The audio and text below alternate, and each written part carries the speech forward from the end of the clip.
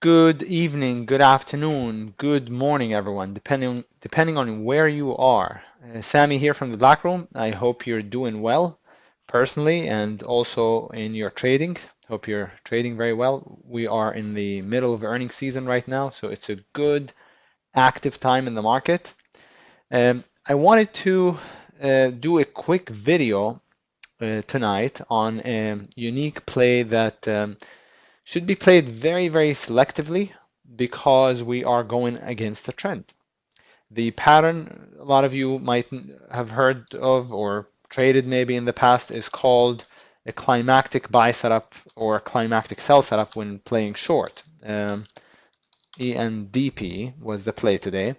We have an open house in the room this week in the black room, and I have traders in there that are asking just about every hour of the day whether they should be buying downtrends or shorting uptrends. Again, all the time I get questions about buying something that's in a downtrend, shorting something that's in an uptrend. And the vast majority of the time, the stuff that I get asked about, it doesn't even occur to me to go against the trend. I don't even think about it. It's not that I think about it and say, no, I'm not going to go against the trend here. It doesn't even occur to me to buy it or short it, right? And that's because I generally follow the trend. There's only one time when I look to go against the trend, and that's when the stock goes climactic. Let me show you a really good example of a climactic run-up, and that's the ENDP. Actually, there were three of them. I played only one of the three that I mentioned, and the ENDP was actually an official play called in the black room. And you can see what the ENDP did. It was first, it's been on a tear from like $6 almost, $6.50 to 12. So it doubled in the last 2 months. About 2 months, it doubled. So it's been on a tear on the daily chart. And then today gapped up a good amount, right? About almost 15 to 20%. And then it ran up a huge amount. So the daily is pretty good to top out. But look at the intraday also. We had a huge run up, up. And look at this.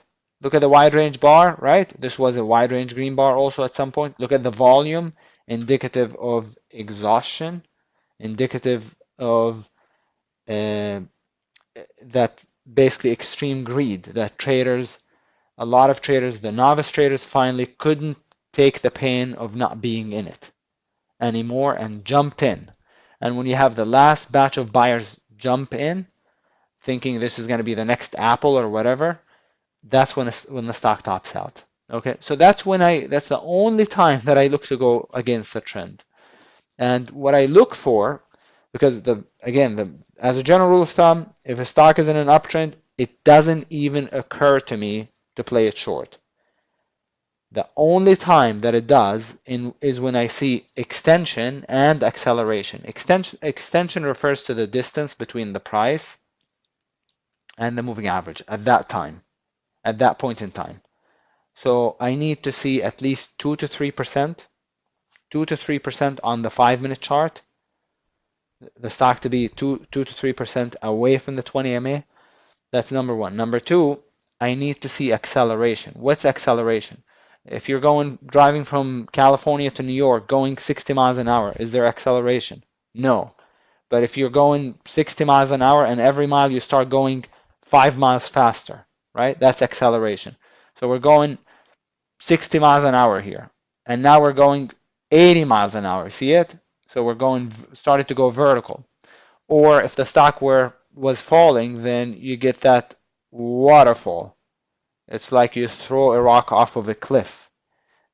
It goes vertical, right? By the weight of the rock, by gravity.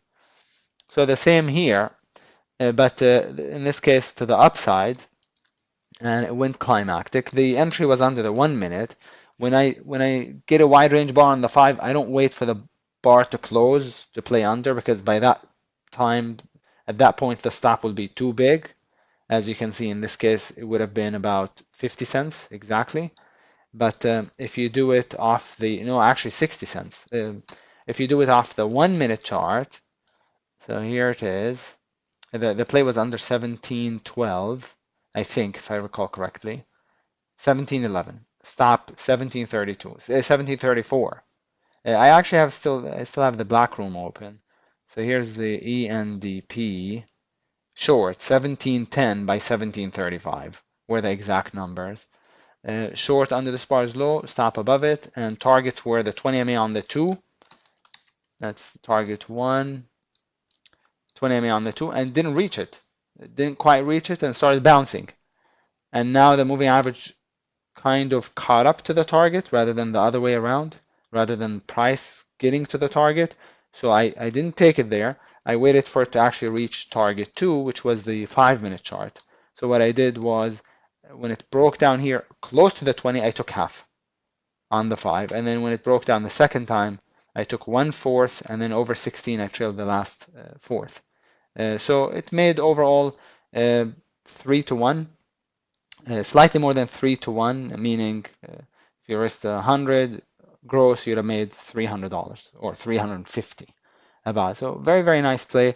But the point is, this is the only time that I look to go against the trend is when we have the extension and the acceleration, right?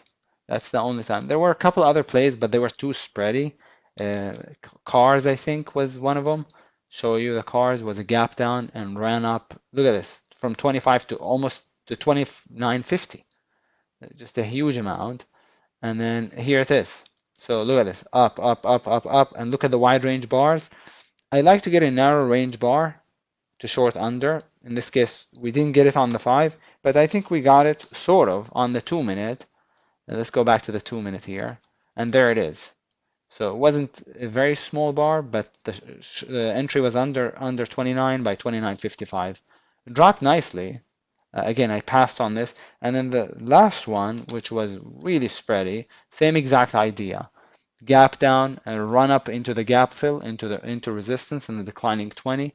Let me show you the play. And there it is. Look at the acceleration. Look at the wide range bar. Look at the spike in volume. Short, stop. Entry should have been under the 1-minute because this bar was too big. I'm on the 2-minute chart here. Short, stop, but again on the one, and then it fell like $6-7. Maybe not. Let's take a look.